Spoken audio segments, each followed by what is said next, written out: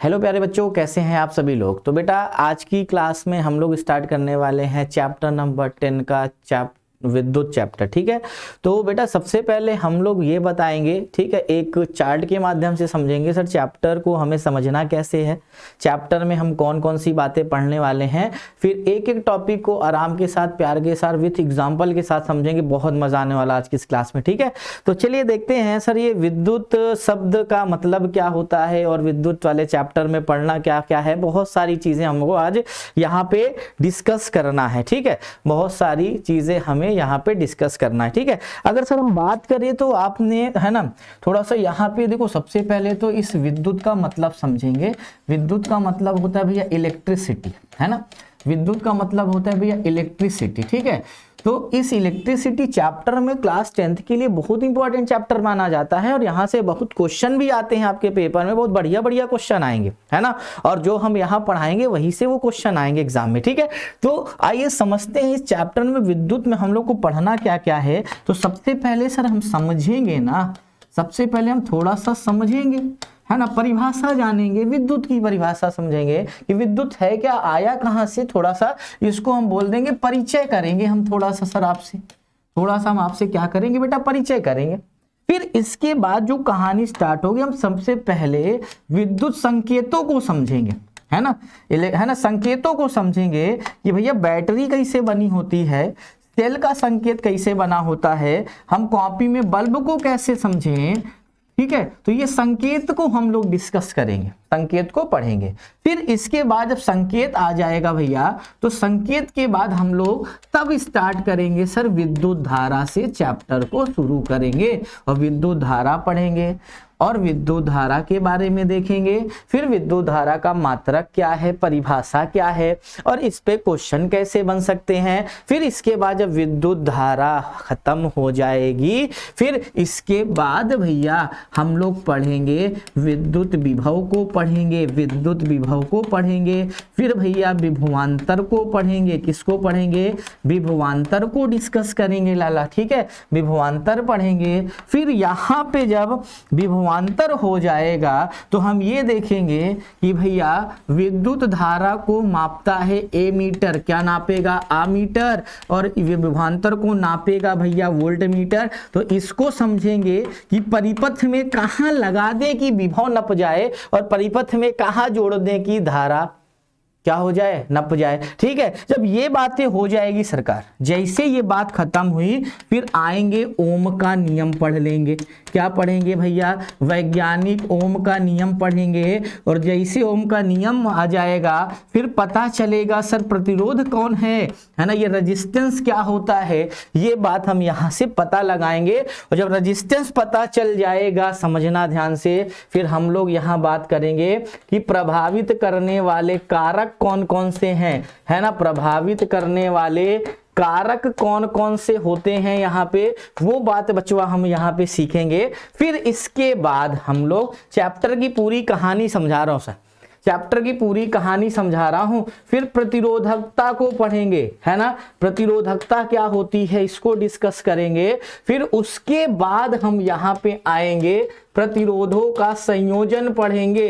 प्रतिरोधों का संयोजन दो प्रकार से पढ़ाऊंगा। कितने प्रकार से बेटा, 2 प्रकार से पढ़ाऊंगा। एक पढ़ाऊंगा समांतर क्रम संयोजन, एक पढ़ाऊंगा श्रेणी क्रम संयोजन। तो यहाँ पे 2 प्रकार पढ़ेंगे, एक पढ़ेंगे बेटा श्रेणी क्रम और एक पढ़ेंगे बेटा समांतर क्रम संयोजन। बोलो हाँ या ना, बात क्लियर हो रही है ना। तो एक सीरीज पढ़ेंगे और एक बेटा मेरे पैरेलल पढ़ेंगे। आराम से पढ़ना, कोई दिक्कत वाली बात नहीं, ठीक है ना, बहुत मजा आएगा पढ़ने में। ठीक, श्रेणी और समांतर, श्रेणी और समांतर। ठीक है, अब बात करते हैं बेटा आगे। जब ये हो जाएगा, फिर इसके बाद हम लोग वैद्युत शक्ति और ऊर्जा पढ़ेंगे। वैद्युत शक्ति तथा ऊर्जा के बारे में पढ़ेंगे, विद्युत शक्ति तथा ऊर्जा को डिस्कस करेंगे। फिर यहीं से हो जाएगा चैप्टर का समापन। ठीक है, आप कहोगे सर आप ये चैप्टर यहीं पे खत्म कर दिए। बेटा अभी हमने शुरू नहीं किया है, हम तो बता रहे हैं कि इतनी बातें कक्षा 10 में आपको पढ़नी है और बहुत ही मजे तरीके से पढ़नी है कि सारी बातें यही दिमाग में बैठ जाएगी और कोई समस्या नहीं हो पाएगी मेरी इस क्लास में। ठीक है, वादा मेरा है, एक एक बात समझ में आएगी। यार अगर हम विद्युत का मतलब समझे, है ना। विद्युत का मतलब ये विद्युत आई कहाँ से होगी साला, है ना। विद्युत का मतलब वही करंट ना, बिजली जिसको हम लोग कहते हैं, बिजली, है ना। कि कहते हैं ना लाइट आ गई है पानी भर लो, बिजली आ गई पानिया भर लो, नहीं तो है ना पानी नहीं आएगा, लाइट आ गई वाला काम कर लो। ये विद्युत ही तो, इलेक्ट्रिसिटी ही तो है, मतलब इसमें भी कुछ ना कुछ तो एनर्जी है ना। यहाँ भी जब कुछ आपने देखा कि जब हम घर में क्या करते हैं, वायरिंग कराते हैं तो तार बिछाई जाती है ना, क्यों, क्योंकि और उसका कनेक्शन जब आपके घर में आता है तो है ना, ट्रांसफार्मर से खंबे से आता है बिजली, फिर आपके घर में सप्लाई होती है, कुछ ना कुछ तो लोचा है इस इलेक्ट्रिसिटी में। तो इसको समझते हैं सबसे पहले, है ना। इसको समझाने के लिए थोड़ा सा, एक हमारे पास वैज्ञानिक थे थेल्स और गिलबर्ट नाम के, कौन थे, थेल्स और गिलबर्ट नाम के थे। उन्होंने सबसे पहले विद्युत का मतलब समझाया। उन्होंने बोला कि भैया एक हमें अंबर नामक पदार्थ मिला, क्या मिला, अंबर नामक एक पदार्थ मिला, है ना। इसमें क्या था, वस्तुओं को आकर्षित करने का गुण पाया जा रहा था, ध्यान से समझना, वस्तुओं को आकर्षित करने का गुण पाया जा रहा था। और इसका नाम बेटा यूनान भाषा में, किसमें, इसका नाम बेटा यूनान भाषा में रखा गया इलेक्ट्रॉन, क्या रखा गया, इसका नाम इलेक्ट्रॉन भाषा में रखा गया इलेक्ट्रॉन, और जिसका हिंदी रूपांतरण होता है बच्चा विद्युत, क्या होता है, जिसका हिंदी रूपांतरण है बेटा विद्युत, है ना। अब होता क्या है कि ये अंबर नामक पदार्थ में वस्तुओं को आकर्षित करने का गुण है। जैसे आप कंघा ले लो घर पे, और या तो एक स्केल ले लो और अपने सूखे बाल में घिस लो, ऐसे तेजी से घिस लो, और जैसे छोटे टुकड़े को लाओगे टुकड़ा चपक जाएगा, क्या हो जाएगा, ये कागज का टुकड़ा आकर्षित होगा कि आपने इसमें आवेश उत्पन्न किया, आवेश उत्पन्न किया। तो यहाँ पे वही बात दिख रही थी कि इसमें भैया आवेश है ना, यहाँ पे आवेशित होने का गुण हो रहा था। और जैसे हमने देखा कि जब हम सूखे बाल में, जब हम बेटा क्या घर में आए, देखिए जब सूखे बाल में कंघे को घिसते हैं, किसको, कंघे को घिसते हैं, तो ये कंघा साला छोटे छोटे टुकड़ों को अपनी तरफ खींच लेता है, बोलो हाँ या ना, क्या करता है, आकर्षित कर लेता है, ठीक है। तो देखा कि यार इसमें है ना आवेश आ रहा है, बात यार सर ये आवेश होता क्या है, समस्या तो ये है। तो भैया ये आवेश है क्या, तो कहानी सर वहीं से शुरू होती सारा, इसमें जो आकर्षित करने का गुण था, और यूनान भाषा में जो इसको इलेक्ट्रॉन है, इलेक्ट्रॉन का हिंदी रूपांतरण होता है सर विद्युत, है ना। तो यहाँ पे जो कहानी सरकार शुरू होगी वो आवेश से शुरू होगी, क्योंकि बिना आवेश के हम सर विद्युत धारा को नहीं पढ़ा सकते। तो अगर हम बात करते हैं बच्चों आवेश की बात करेंगे, आवेश, इसको इंग्लिश में बोलते हैं चार्ज, जानते चलो, है ना, आवेश को बोलते हैं बेटा चार्ज। अगर हम यहाँ पे बात करें मेरे प्यारे से बच्चे कि आवेश है क्या, तो सिंपल सी आपको एक भाषा में बताना, सर आवेश किसी पदार्थ का गुण होता है ना, आवेश किसी पदार्थ का गुण है, क्या है भैया, गुण है, प्रॉपर्टी है ये किसी सब्सटेंस की, है ना, जिसमें क्या गुण पाया गया, देखा गया प्रयोगों के आधार पे, जैसे कंघे को बाल में घिसा, और एक होता आबनूस की छड़, आबनूस की छड़ को बिल्ली की खाल में घिसा, तो वो वस्तुओं को आकर्षित कर रही थी, अपनी तरफ खींच रही थी, आकर्षित का मतलब खींच रही थी। जैसे घर से घूमने निकलो, कोई एक आपके मोहल्ले का शैतान बच्चा मिल जाए, और वो भैया सबसे है ना बदमाश बच्चा है, अब घर से जैसे निकल रहे थे आपकी अम्मा ने रोका कि ओके साथ ना जाए, ऐसे बोलती है ना, ओके साथ ना जाए नहीं तो बर्बाद हो जाबे, बोलती है ना कि बर्बाद हो जाओगे उसके साथ, क्यों बोलती, क्योंकि जानती हैं कि भैया वो नई है ना चकाचौंध वाली दुनिया में जी रहा है, तो हमारे बेटवा को अपनी तरफ आकर्षित कर लेगा, बोलो हाँ या ना, है ना, वो आकर्षित कर लेगा। ये बात पता है कि नहीं पता है, बिल्कुल पता होगी सबको, है ना। तो वही देखा गया कि किसी पदार्थ का गुण है में दुई खासियत पाई जाएगी, है ना, दुई खासियत पाई जाएगी, या तो सर आकर्षण का गुण होगा, या तो सरकार प्रतिकर्षण का गुण होगा, क्या, या तो आकर्षण होगा या तो प्रतिकर्षण होगा। जैसे एक मोहल्ले का दादा दूसरे मोहल्ले में जाने से डरता है, क्योंकि दोनों एक जैसे हैं, है ना, दोनों एक जैसे ही दोस्ती कभी नहीं बैठती। जैसे आपका एक दोस्त है, पेपर के टाइम में दोस्ती का है ना परीक्षा ले लेना, घर में बैठा रहेगा, भगा देगा, कॉपी नहीं है, दोनों एक ही जैसे तो हो, सबको लगी है टॉपर बनने की, इसको हम पीछे छोड़ दे, उसको हम पीछे छोड़ दें, ध्यान से समझना बात को। तो आवेश किसी पदार्थ का ऐसा गुण है जिनमें वस्तुओं को या तो आकर्षित करेगा या तो प्रतिकर्षित करेगा, और इस गुण को क्या कहते हैं भैया, आवेश कहते हैं। बोलो बात क्लियर हुई कि नहीं हुई, है ना। अगर हम बात करें कि यहाँ पे अगर आवेश को और थोड़ा सा भाषा में परिभाषित है ना कि इलेक्ट्रॉनों के प्रवाह को, है ना, ऐसे भी परिभाषित कर सकते हैं, इलेक्ट्रॉनों के प्रवाह को आवेश कहते हैं। क्या कहते हैं? इलेक्ट्रॉनों के प्रवाह को आवेश कहते हैं। एक परिभाषा ये भी हो सकती है, इलेक्ट्रॉनों के प्रवाह को क्या कहते हैं? आवेश कहते हैं। एक परिभाषा ये भी हो सकती है ना। अब आवेश को Q से प्रदर्शित करते हैं, लिखते चलेंगे मेरे साथ। आवेश को Q से प्रदर्शित करते हैं, Q से प्रदर्शित करते हैं, स्मॉल q या कैपिटल Q, है ना, स्मॉल q या कैपिटल Q, है ना, स्मॉल q भी लिख सकते हो, ठीक है। और यहाँ पे बताइए, बात क्लियर हो गई है। आवेश का मात्रक कूलाम होता है, मात्रक इसका कूलाम हो जाएगा। आवेश का एसआई मात्रक कूलाम होता है, ठीक है। सारी चीजें लिखते चलेंगे। आवेश का एसआई मात्रक क्या होता है? कूलाम होता है, ठीक है। अब बात करते हैं आवेश के प्रकार, ठीक है। चलिए बात करते हैं बेटा आवेश के प्रकार की। आवेश बेटा दो प्रकार के मिलेंगे, है ना, दो प्रकार के, एक चुन्नू और एक मुन्नू, ठीक है। एक चुन्नू और एक मुन्नू, मतलब एक धन आवेश और एक ऋण आवेश, है ना, एक धन आवेश और एक ऋण आवेश, है ना। तो आवेश कितने प्रकार के होंगे? दो प्रकार के। एक हो जाएगा धन आवेश और एक हो जाएगा बेटा ऋण आवेश हो जाएगा। क्या हो जाएगा? एक हो जाएगा धन आवेश और एक हो जाएगा ऋण आवेश, है ना। धन आवेश में इलेक्ट्रॉन की कमी होगी, क्या होगी? धन आवेश में इलेक्ट्रॉन की कमी होगी और ऋण आवेश में भैया इलेक्ट्रॉन की अधिकता होती है। क्या होती है? ऋण आवेश में बेटा इलेक्ट्रॉन की अधिकता पाई जाती है। बोलो हाँ या ना।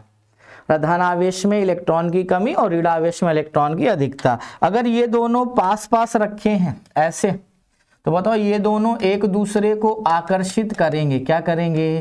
आकर्षित करते हैं। ये दोनों एक दूसरे को क्या करेंगे? आकर्षित करेंगे ये दोनों एक दूसरे को। क्यों? क्योंकि भैया है ना, इनको बोलेंगे विजातीय आवेश। क्या बोलेंगे? विजातीय आवेश बोलेंगे। एक ठो प्लस है और एक ठो माइनस है, तो बताओ प्लस और माइनस में क्या होता है? आकर्षण होता है ना। गाना भी सुने होंगे, चपका लेना फेविकोल से, मतलब साफ है कि भैया एक ठो प्लस है एक ठो माइनस है तो दोनों का पास आना लाजमी है, इसमें कोई दो राय नहीं है ना। लेकिन यही बात कर लेते सरकार, अगर दोनों एक ही प्रकृति के होते तो इनमें भैया प्रतिकर्षण बल कार्य करता। क्या करता? इनमें भैया प्रतिकर्षण बल कार्य करता। क्या? प्रतिकर्षण, ये एक दूसरे से प्रतिकर्षित होते, दूर भागते, है ना। तो इनको बोलते हैं भैया सजातीय आवेश। क्या बोलेंगे?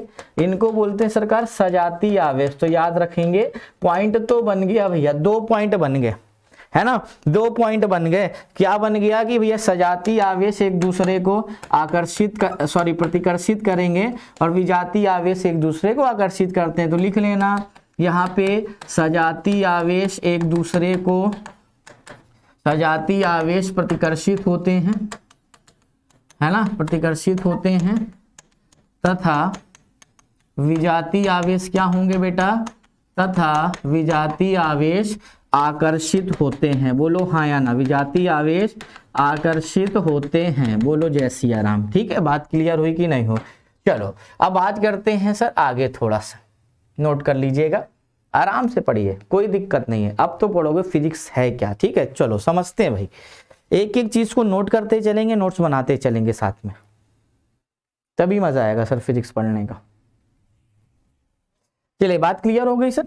आइए अब आगे बात करते हैं थोड़ा सा कि यहां पे, चलिए अब अगर हम बात करें बेटा यहां पे आगे, तो भैया आवेशों का क्वांटिमकरण, है ना, एक इसका प्रमुख गुण है। जैसे आपको पता है कि आवेश के गुण की बात करें तो आवेश संरक्षित होता है ना, ढेर सारे, थोड़ा सा हम पढ़ाई देते हैं, है ना। आवेशों के गुण की बात करते हैं। आवेशों के गुण की अगर हम बात करें तो आपको भी पता है कि आवेश क्या है? संरक्षित होता है। सबसे पहली बात, मतलब आवेश को ना उत्पन्न किया जा सकता है और ना ही नष्ट किया जा सकता है, ये एक वस्तु से दूसरे वस्तु में स्थानांतरित होता है ना। आवेश संरक्षित होता है, सिंपल सी बात है, ठीक है। और आपको पता है कि जहाँ पे इलेक्ट्रॉन की अधिकता होगी, इलेक्ट्रॉन की अधिकता होगी, वहां पे द्रव्यमान भी क्या होगा, थोड़ा सा अधिक होगा, द्रव्यमान भी क्या होगा, अधिक होगा, है ना। मतलब जिस वस्तु से, मान लो जिस वस्तु पे इलेक्ट्रॉन जुड़ रहे हैं वो कैसी बनेगी, निगेटिव बनेगी, और जिस वस्तु से इलेक्ट्रॉन निकल रहे हैं वो कैसी बनेगी भैया, पॉजिटिव बनती जाएगी। कैसी बनेगी भैया, पॉजिटिव बनती जाएगी, ठीक है। अब इसके बाद सबसे पहले, है ना, अच्छी प्रॉपर्टी जो है जहां से क्वेश्चन बनेगा, आवेशों का क्वांटीकरण, है ना, आवेशों का क्वांटीकरण, है ना। तो भैया क्वांटाइजेशन ऑफ चार्ज इसको कहते हैं, क्या कहते हैं बेटा, क्वांटाइजेशन ऑफ चार्ज इसको कहा जाता है ना, क्वांटाइजेशन ऑफ चार्ज इसको कहा जाता है, ठीक है, क्वांटाइजेशन ऑफ चार्ज इसको कहते हैं। तो बेटा क्वांटाइजेशन ऑफ चार्ज क्या है कि अगर वस्तु में आवेश को एक स्थान से दूसरे स्थान तक स्थानांतरित कराना है तो वो सतत ना होके विविक्त होता है, डिस्क्रीट फॉर्म में होता है, मतलब वो मूल आवेशों के पूर्ण गुणज के रूप में होता है। मतलब ये बोल सकते हैं कि किसी वस्तु पर आवेश, है ना, ऐसे परिभाषित कर सकते हैं कि किसी वस्तु पर आवेश मूल आवेश के पूर्ण गुणज के रूप में होता है, पूर्ण गुणज के रूप में उपस्थित होता है, पूर्ण गुणज के रूप में उपस्थित होता है, बोलो हाँ या ना, उपस्थित होता है, ठीक है। अर्थात हम कह सकते हैं बेटा यहाँ Q बराबर प्लस माइनस NE हो जाएगा। क्या हो जाएगा, Q बराबर प्लस माइनस NE हो जाएगा। और जहां पे बेटा N क्या है, जहां n क्या है बेटा, इलेक्ट्रॉनों की संख्या, n को क्या बोलेंगे बेटा, इलेक्ट्रॉनों की संख्या, और E को बोलेंगे बेटा इलेक्ट्रॉन पर आवेश, क्या बोलेंगे, इलेक्ट्रॉन पर आवेश, और Q क्या है बेटा, आवेश है, Q क्या है बेटा, आवेश है, बोलो हाँ या ना। बात क्लियर हुई कि नहीं हुई, तो यहाँ पे हम वैल्यू लिख देंगे, आप याद कर लेना, इलेक्ट्रॉन पर आवेश, E माइनस का मतलब इलेक्ट्रॉन पर आवेश कितना होता है, 1.6 इंटू 10 की पावर माइनस 19 कूलाम, है ना। इलेक्ट्रॉन पर आवेश कितना होता है, 1.6 इंटू 10 की पावर माइनस 19 कूलाम। प्रोटॉन पर भी इतना ही होता है ना, प्रोटॉन पर भी इतना ही आवेश होगा, धन आवेश होता है प्रोटॉन में, और इलेक्ट्रॉन में कैसा होता है, ऋण आवेश होगा, बोलो। और इलेक्ट्रॉन का द्रव्यमान जान लो, जरूरी है, इलेक्ट्रॉन का द्रव्यमान 9.1 इंटू 10 की पावर माइनस 31 kg हो जाएगा, ठीक है। तो ये कहता है क्वांटाइजेशन ऑफ चार्ज, किसी वस्तु पर आवेश मूल आवेश के पूर्ण गुणज के रूप में उपस्थित होता है, Q बराबर NE। क्वेश्चन कराते हैं, कैसे क्वेश्चन बनेगा, आइए सीखते हैं एक एक चीज को, ठीक है। चलिए एक एक बात को प्यार से सीखेंगे, बहुत मजा आएगा। अगर हम बात करते हैं यहाँ पे बेटा, आइए देखते हैं कि बोल रहा है क्वेश्चन, इस पे बोला कि किसी वस्तु से, है ना, किसी वस्तु से यदि 10 की घाते 11 इलेक्ट्रॉन निकाल लिए जाते हैं तो आवेश का परिमाण बताइए, तो आवेश का परिणाम बताइए, है ना, आवेश का परिणाम बताइए, परिमाण बताइए, ठीक है, जो कुछ भी लिख सकते हैं। तो देखो बोल रहा है बेटा कि अगर किसी सिक्के से कितने इलेक्ट्रॉन निकाल लिए जाए, 10 की घाते 11, ठीक है, नंबर दिया हुआ है, 10 की घाते 11 इलेक्ट्रॉन हम निकाल लिए, तो बोल रहा है आवेश बताइए, तो Q का मान पूछा है, तो भैया Q बराबर करेंगे, फार्मूला NE होता है, और यहाँ पे N की वैल्यू 10 की घाते 11 दिया है, और Q का मान है 1.6 इंटू 10 की पावर माइनस 90 इलेक्ट्रॉन के लिए। तो यहाँ से बताइए ये हो जाएगा 1.6 इंटू 10 की घाते माइनस 8 कूलाम, बचेगा कि नहीं बचेगा। तो इस तरह हम क्वेश्चन को सॉल्व कर सकते हैं, है ना, इस तरह हम क्वेश्चन को सॉल्व कर सकते हैं। अगला एग्जांपल समझो बेटा। अब बोल रहा है कि 1 कप पानी भरा हुआ है ना, 1 कप पानी है, यहाँ पे बोल रहा है कि 1 कप जल में इलेक्ट्रॉन और प्रोटॉन की संख्या बताओ, है ना। 1 कप जल में इलेक्ट्रॉन तथा प्रोटॉन की संख्या, 1 कप जल में इलेक्ट्रॉन तथा प्रोटॉन की संख्या बताओ भाई। एक कप जल में इलेक्ट्रॉन तथा प्रोटॉन की संख्या बताना है। बढ़िया क्वेश्चन है। अब कहोगे सर अब जल में हम कैसे गिन पाएंगे इलेक्ट्रॉन है और कितने प्रोटॉन है ना। आप बोलोगे सर हम कैसे गिन पाएंगे कि कितने इलेक्ट्रॉन है और सर कितने प्रोटॉन है। तो सिंपल सी बात है भाई साहब कि अपने को पता है H2O है कि नहीं है, H2O है ना। मतलब यहाँ पे 2 हाइड्रोजन मतलब 4 मास नंबर, यहाँ पे भैया 16 मतलब साफ है। यहाँ पे 2 इलेक्ट्रॉन है और 2 क्या है प्रोटॉन है। और यहाँ पे बेटा 8 इलेक्ट्रॉन है और 8 क्या है प्रोटॉन है। तो बताइए टोटल इलेक्ट्रॉन कितने हो गए, 10 हो गए। और टोटल प्रोटॉन कितने हो गए बेटा, 10 हो गए। तो एक कप जल हो, एक बाल्टी हो, झील हो, सबका मतलब H2O हो जाएगा। तो यहाँ पे 10 इलेक्ट्रॉन है और 10 बेटा क्या है प्रोटॉन है। बोलो हाँ या ना। बात समझ में आई कि नहीं आई। तो ये क्वेश्चन यहां से बन सकते हैं क्वांटाइजेशन ऑफ चार्ज में। ठीक है, चलिए अब बात करते हैं थोड़ा सा आगे। अब थोड़ा सा कुछ संकेत के बारे में समझते हैं, फिर हम विद्युत धारा को इंटर करेंगे। संकेत में सबसे पहले विद्युत परिपथ को समझते हैं, है ना। विद्युत परिपथ को समझते हैं, इलेक्ट्रिक सर्किट क्या होती है। ठीक है, बेसिक से चलेंगे, कोई दिक्कत वाली बात नहीं है। विद्युत परिपथ को बेटा बोलते हैं इलेक्ट्रिक सर्किट, है ना। इलेक्ट्रिक सर्किट में अगर हम सिंपल सी बात करें, आपके हिसाब से क्या होना चाहिए, है ना। इलेक्ट्रिक सर्किट क्या होनी चाहिए आपके अनुसार, आप मेरे को बता सकते हैं। आपके अनुसार इलेक्ट्रिक सर्किट क्या होनी चाहिए तो आप मेरे को बता सकते हैं बिना डरे, है ना। तो अगर आप सोचिए कि इलेक्ट्रिक सर्किट है क्या, आपके मन में क्या आया, हम बोल सकते हैं कि किसी विद्युत का, है ना, मतलब किसी इलेक्ट्रिक, है ना, इलेक्ट्रिक करंट की अगर बात करें तो वे किसी विद्युत के जो कंटीन्यूअस, है ना, और बंद पथ को क्या बोलते हैं, इलेक्ट्रिक सर्किट कहते हैं। मतलब ओपन भी है तो वो ओपन सर्किट हो जाएगा, बंद है तो वो क्या हो जाएगा, बंद सर्किट हो जाएगा। और ये बात याद रखेंगे, विद्युत परिपथ में कम से कम क्या होने चाहिए, मतलब यहाँ पे विद्युत, है ना, किसी, यहाँ लिख सकते हैं किसी विद्युत धारा के सतत तथा बंद पथ को क्या कहते हैं, विद्युत परिपथ कहते हैं। सिंपल सा, है ना, विद्युत धारा के सतत तथा, सतत मतलब लगातार, सतत तथा बंद पथ को क्या, सतत तथा बंद पथ को विद्युत परिपथ कहते हैं, है ना, विद्युत परिपथ कहते हैं, है ना, विद्युत परिपथ कहते हैं। अब बात ये आ रही है, विद्युत परिपथ में कम से कम भैया या तो बैटरी जुड़ी हो, क्या होनी चाहिए, बैटरी हो सकती है, स्विच हो सकता है, प्रतिरोध हो सकता है, समझो, प्रतिरोध जोड़ सकते हैं, धारा नियंत्रक जोड़ सकते हैं, धारा नियंत्रक जोड़ सकते हैं, आमीटर जोड़ सकते हैं, वोल्ट मीटर जोड़ सकते हैं। बहुत सी चीजें हैं जो इलेक्ट्रिक सर्किट में जोड़ सकते हैं। हमने कुछ एग्जाम्पल आपके सामने बताए, है ना। इतनी चीजें इलेक्ट्रिक सर्किट में हो सकती है, और भी चीजें हैं, है ना। तो कुछ आपको जानना बहुत जरूरी है। जैसे हम बात करें सर संकेत में, जैसे हमने बोला बैटरी, कैसे पहचानोगे अगर बैटरी सर्किट में लगी है। अगर बैटरी लगी है, बैटरी का मतलब होता है सेलों का संयोजन। बैटरी का मतलब क्या है, सेलों का संयोजन।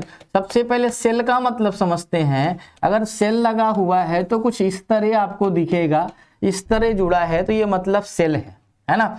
बैटरी का मतलब होता है बेटा सेलों का संयोजन, है ना। बैटरी का मतलब होता है बेटा सेलों का संयोजन, और सेलों के संयोजन को कहते हैं बैटरी।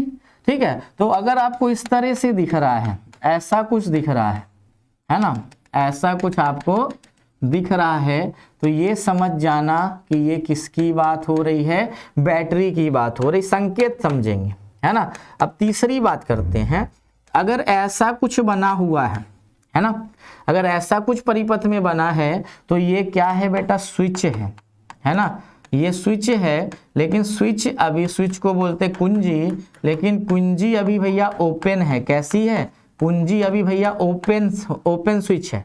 और अगर इसी को हम ऐसे बना दें, इसी को हम ऐसे बना दें, तो अब ये कुंजी क्या है, क्लोज्ड स्विच हो जाएगी। क्या हो जाएगी भैया, क्लोज्ड स्विच हो जाएगी, ये बंद स्विच हो जाएगी, है ना, अगर हम इसको ऐसे बना दें। ठीक है, एक एक चीजें सीखते रहेंगे। अगर हम बात करें बेटा इसको ऐसे, तो ये आर है भैया रेजिस्टेंस, इसको बोलेंगे प्रतिरोध। क्या बोलेंगे, प्रतिरोध बोलेंगे। ठीक है, देखते रहेंगे, इसको बोलेंगे प्रतिरोध। अगर हम इसी परिपथ को ऐसे कर दें, ऐसे है, अगर हम इसको ऐसे काट दें तो ये आपका धारा नियंत्रक हो जाएगा। क्या हो जाएगा भैया? धारा नियंत्रक का चिन्ह हो जाएगा। ये किसका हो जाएगा? धारा नियंत्रक इसको कहते हैं। अगर ऐसा बना हुआ है, ए लिखा हुआ है और ये प्लस है, ये क्या है? माइनस है, तो इसको बोलेंगे आमीटर। क्या बोलेंगे? आमीटर। और इसको हमेशा कहाँ लगाते हैं परिपथ में? श्रेणी क्रम में लगाते हैं। कहाँ लगाते हैं? श्रेणी क्रम में लगाते हैं। तो ये बात हमेशा आप याद रखेंगे, आमीटर को हमेशा परिपथ में कहाँ लगाएंगे? श्रेणी क्रम में लगाएंगे। अगर कुछ ऐसा आपको दिख रहा है, ऐसा आपको दिख रहा है, ये प्लस है, ये माइनस है, इसको कहते हैं भैया वोल्ट मीटर। वोल्ट मीटर है ना। वोल्ट मीटर को हमेशा भैया समांतर क्रम में लगाते हैं। किस में लगाएंगे? समांतर क्रम में लगाते हैं। किसमें? समांतर क्रम में लगाएंगे। और इसका काम है भैया धारा का मापन। इसका काम है बेटा धारा का मापन करेगा, और इसका काम है भैया विभव का मापन करेगा। किसका? विभव का मापन करेगा। अभी सारी चीजें समझेंगे धारा और विभव है क्या। बोलो बात क्लियर हो गई? तो ये इतने चीजें हैं जो आपको देखने को मिलेगी। चलिए एक क्वेश्चन हम आपको बना के देते हैं। मान लो ऐसा लगा हुआ है तो पहचान जाओगे ना, यहाँ पे रेजिस्टेंस जोड़ दिया, यहाँ पे सेल जोड़ दिया, यहाँ पे कुंजी लगा दिया, है ना, यहाँ ठीक बताओ, और यहाँ पे धारा जा रही है। बताओ यहाँ पे सेल कौन सा आप कहोगे? सर ये सेल है ना। और ये बताओ धारा प्रवाहित होगी, इधर नहीं जाएगी, है ना। ये बंद कुंजी है, जब तक कुंजी खुली रहेगी धारा प्रवाहित नहीं होगी, क्लोज करना पड़ेगा। और ये भैया है प्रतिरोध को आर से डिनोट करेंगे। किससे? आर से। ठीक है, बात क्लियर हो गई कि नहीं हो गई? पहचान जाओगे, बहुत बढ़िया। चलो अब बात करते हैं बेटा विद्युत धारा की, है ना। विद्युत धारा की अगर हम बात करते हैं, विद्युत धारा, विद्युत धारा है क्या? इसको बोलते हैं इंग्लिश में सर इलेक्ट्रिक करंट। इंग्लिश नाम भी जानते चलो, इलेक्ट्रिक करंट बोलते हैं। तो किसी चालक से प्रति सेकंड गुजरने वाली, है ना, प्रति सेकंड प्रवाहित आवेश को क्या कहते हैं? विद्युत धारा कहते हैं। सिंपल सी बात है कि किसी चालक से प्रति सेकंड प्रवाहित आवेश की मात्रा क्या कहलाती है? विद्युत धारा कहलाएगी। बहुत बढ़िया बात आपने सर बता दिया। या तो हम ये कह सकते हैं, है ना, यहाँ पे लिख लो कि किसी चालक से, है ना, किसी चालक से प्रति सेकंड, है ना, किसी चालक से प्रति सेकंड प्रवाहित आवेश को, प्रवाहित आवेश को क्या कहते हैं? विद्युत धारा कहते हैं। क्या कहते हैं बेटा? विद्युत धारा कहते हैं। इसको क्या कहेंगे? विद्युत धारा कहते हैं। इसे I से प्रदर्शित करेंगे, इसे I से प्रदर्शित करते हैं। ठीक है, इसे किससे प्रदर्शित करते हैं? I से प्रदर्शित करेंगे। I इक्वल्स टू हो जाएगा मेरे बच्चे Q/T। क्या हो जाएगा? I इक्वल्स टू हो जाएगा बेटा Q/T, है ना। इसको I से प्रदर्शित करेंगे। इसका मात्रक SI, है ना, मात्रक हो जाएगा कूलाम पर सेकेंड, या तो SI मात्रक की बात करेगा। SI मात्रक जान लो बेटा होता है एम्पियर। क्या होता है? SI मात्रक होता है सरकार एम्पियर। क्या हो जाएगा? एम्पियर हो जाएगा, है ना, एक, है ना, एम्पियर हो जाएगा। और भैया वैद्युत धारा अदिश राशि होती है। कैसी राशि होती है? अदिश राशि है। कैसी राशि है? अदिश राशि है ये। ठीक है, ये कुछ बातें आप जानते चलो। एक इस तरह भी परिभाषित कर सकते हैं अथवा करके, है ना। अथवा करके हम धारा को ऐसे भी परिभाषित कर सकते हैं कि आवेश प्रवाह की दर को धारा कहते हैं।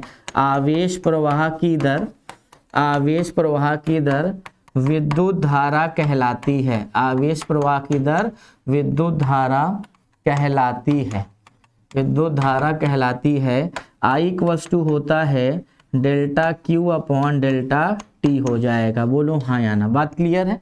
तो दोनों परिभाषाएं सही हैं, आपका जो मन करे वैसे आप यहाँ से परिभाषित कर सकते हैं। ठीक है, तो ये बात हो गई सर वैद्युत धारा की। अब एक एग्जाम्पल समझते हैं सर। एक एक क्वेश्चन तो देख के ही चलना पड़ेगा, नहीं तो आप कहोगे सर हम क्वेश्चन कैसे लगाएंगे यहाँ से।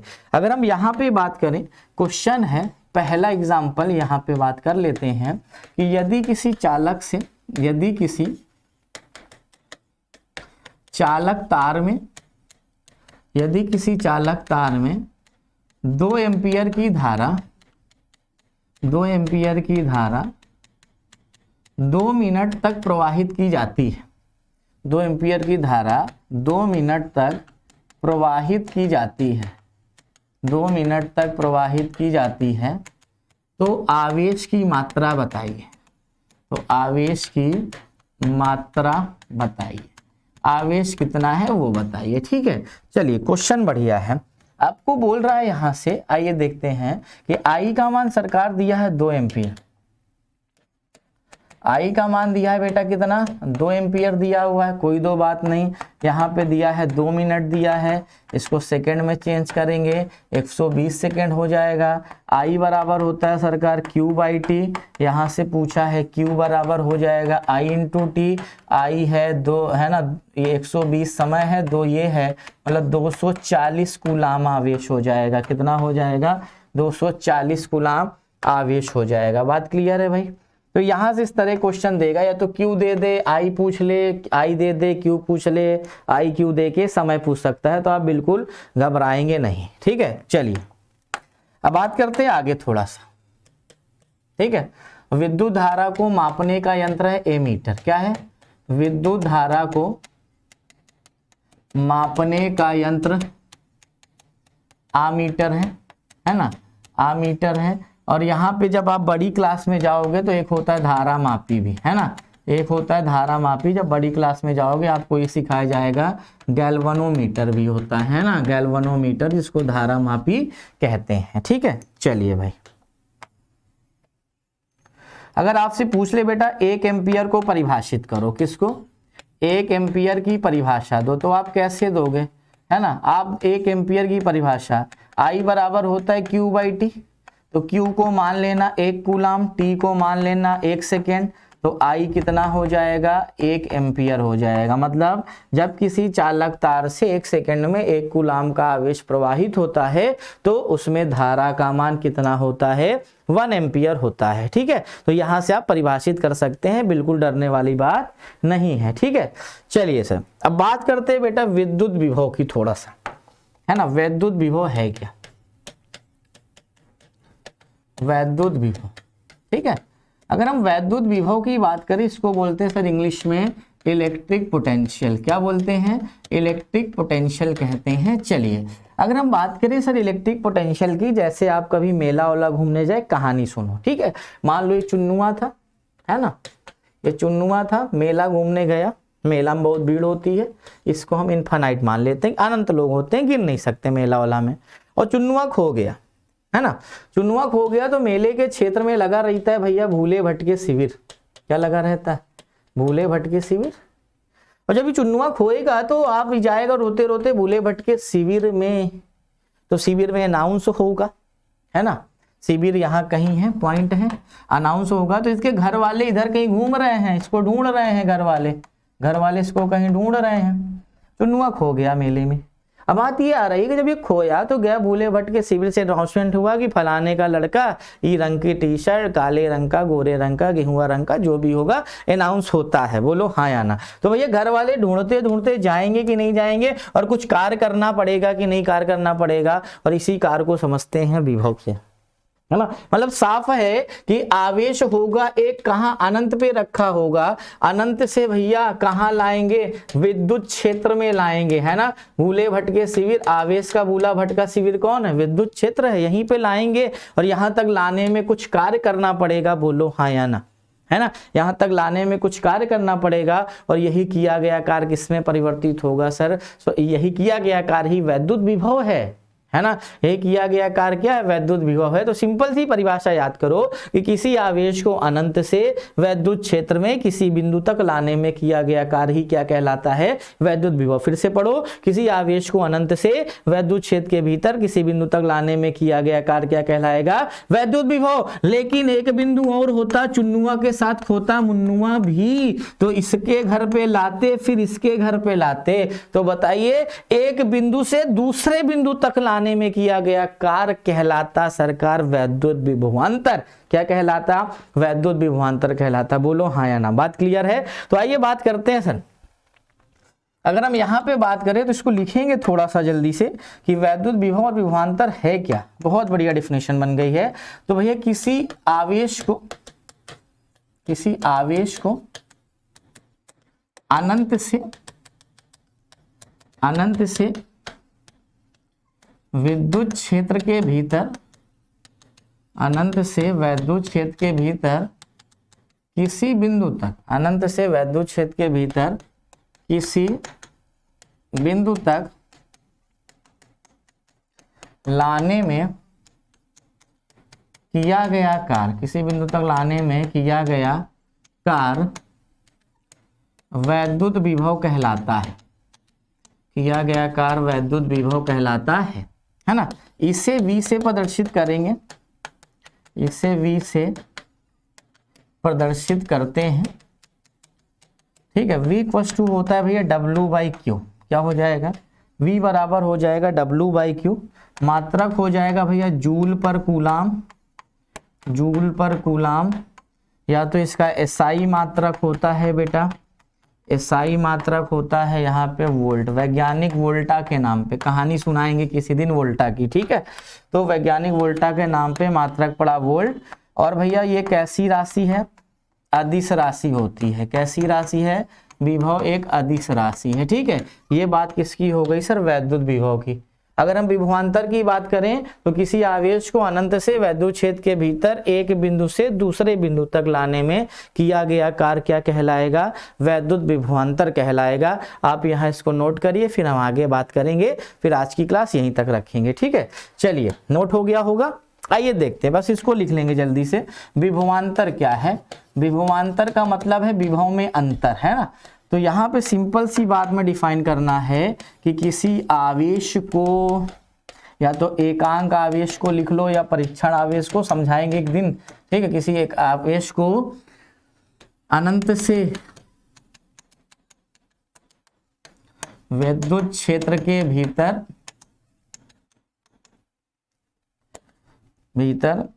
एक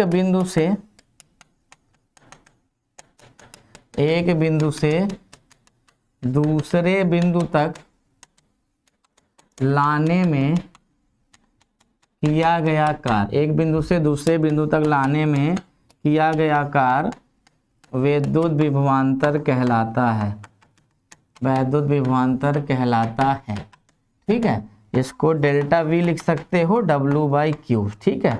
मात्रक जूल पर कूलाम या तो वोल्ट हो जाएगा सेम, और ये भी अदिश राशि बनेगी, ठीक है। तो मेरे प्यारे बच्चों, ये बात आपने देख लिया होगा। आई होप आपको क्लास में बहुत मज़ा आया होगा। मिलेंगे हम लोग अगली क्लास में, इसी के आगे सर स्टार्ट करेंगे कहानी, कुछ इसके क्वेश्चंस लेंगे, इंपॉर्टेंट पॉइंट बताएंगे, फिर ओम के नियम पे बातें करेंगे, ठीक है।